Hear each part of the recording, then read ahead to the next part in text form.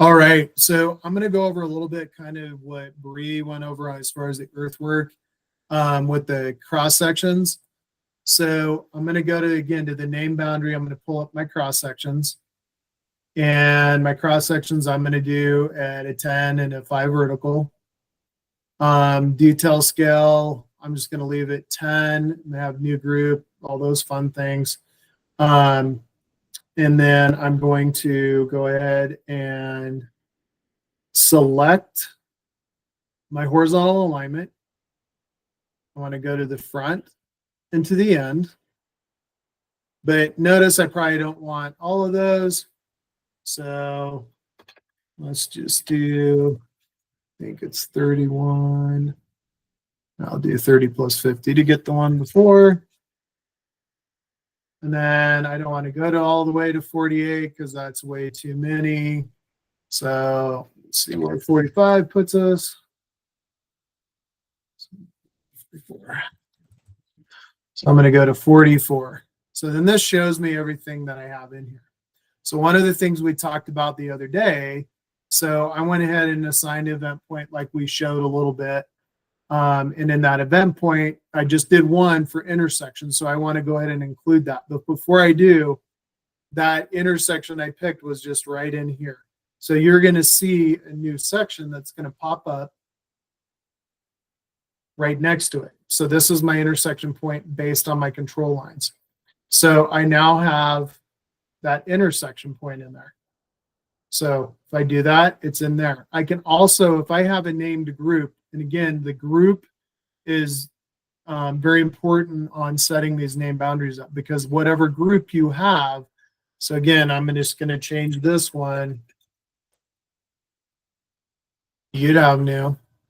But again, depending on whatever group I have, because the other thing I could do is, oh, I forgot to include my event point.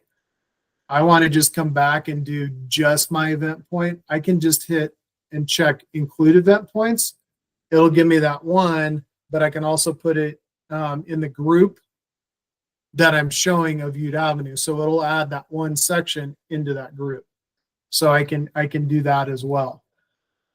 So what I'm going to do is I'm going to come through here. I'm going to create these. I have two sections really close. I can still manipulate that later on if I want to. So I'm going to go ahead, click through the prompts. I'm going to create my sections. So now I have all my sections, and you can see I have two different ones here. So what I want to do then, I'm going to come in, I'm going to figure out, okay, what section. So that's 34 plus 50. This one's 5996. That's my intersection section that I wanted in there. So I can come in to my groups. I don't know why I have profile groups in here.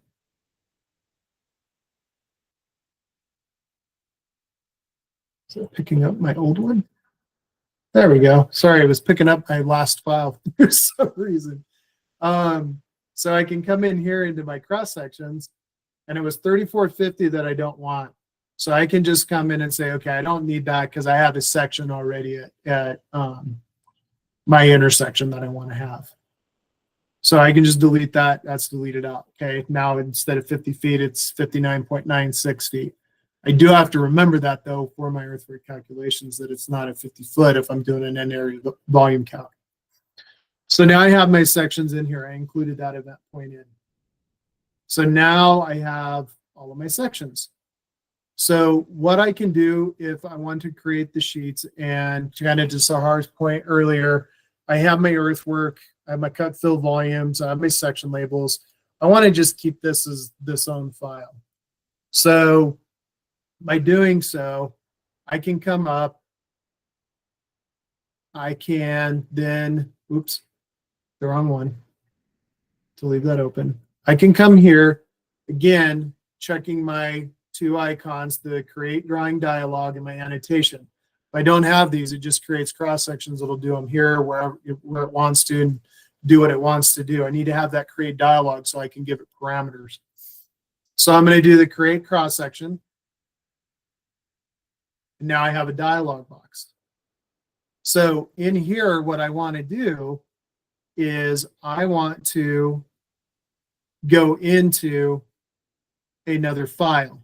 So I don't want it to be in the file I'm in. I want it to create for cross-section sheets.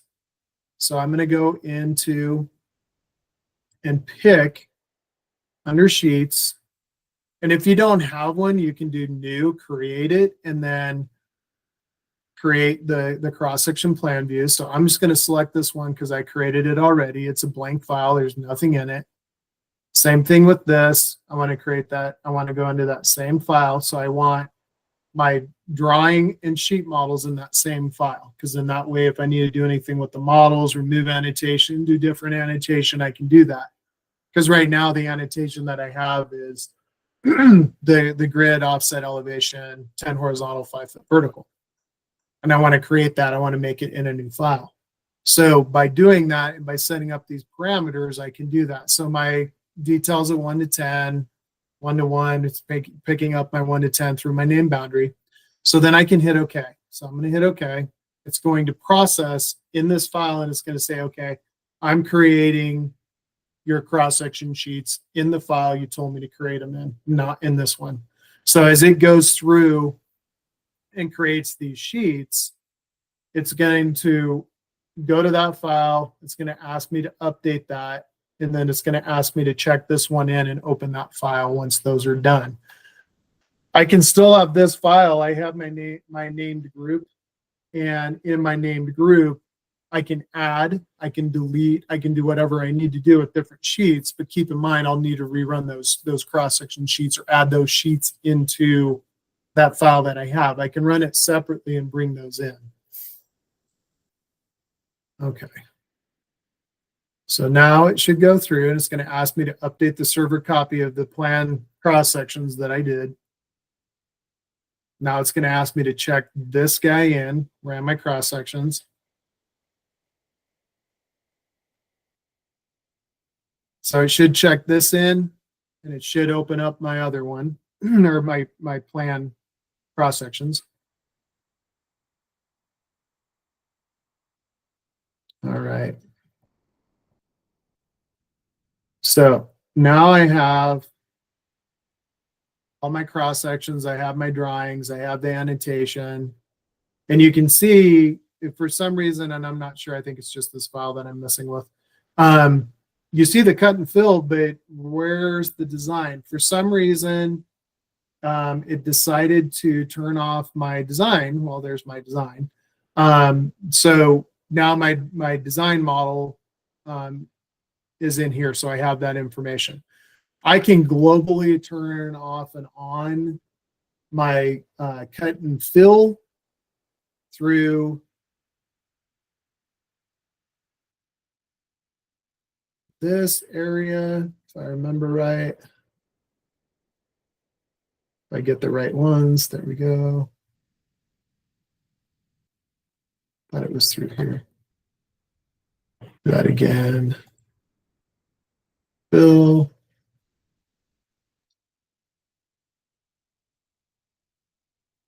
Should turn those off.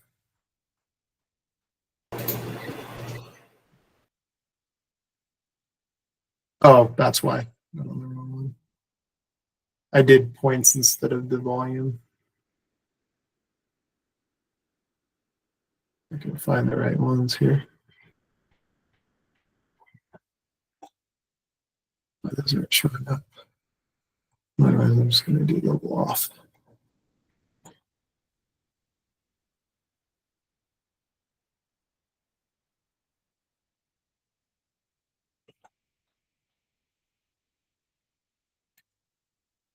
So I can show those. I don't have to show those. I know that Bree went through the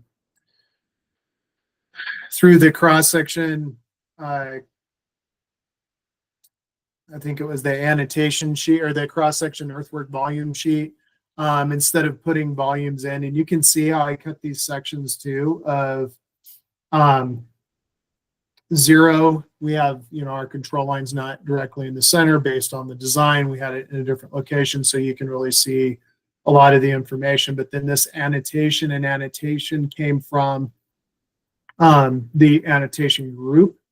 So if I go to annotate drawing model, what's going to pop up is I'm going to get a cross-section drawing. So in here, I picked the 10H5.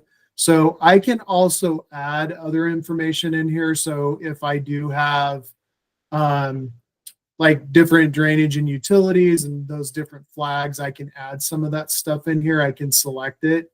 And if there's something in there, it'll annotate that. It won't get rid of the other one. It'll just add on to. So I can add different annotations in here as I go. Again, separate session on how to manipulate all those.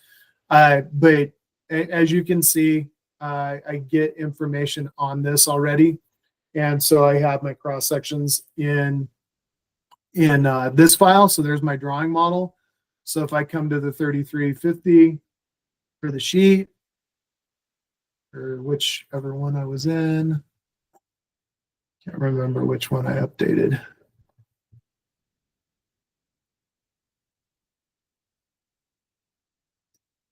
Well, I updated one of them. Just going to make sure that that's on.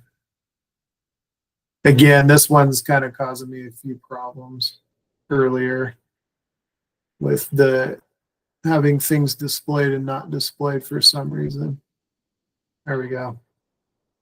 But you can manipulate everything prior, have your cut fills turned off, make sure that your 3D view is on and shows up. I think that's what it was, is it was not on. But again, I think it's in this guy. There we go. Turn those off. This is what your cross-section sheets will look like, and setting those parameters, again, the border, all those things, we're going to be working on in the workspace with having those referenced in, so it populates those correctly. So that is cutting cross-section sheets, but I wanted to make sure I touched on having that separate file for your for your cut fill volumes and your section boundaries, and then creating your drawings and sheets in a separate file from that. So that way, when you do get into redo volumes, if you need to, of deleting those cut fill volumes, redoing those, you can still keep your sections in there. And again, whatever you have attached will show up in your sections here. So if I have drainage elements, other elements that are included, it will pick those up and it'll populate those through the section. If I add them in later, it will add them in. But again, keep in mind of what it does with your window. I would try and have, if you're doing utilities, make sure that those are in there first, cut them because it'll make your window bigger. And then if you add other information in, it'll populate in there. So that is cutting cross-section sheets. So I think we can stop recording there.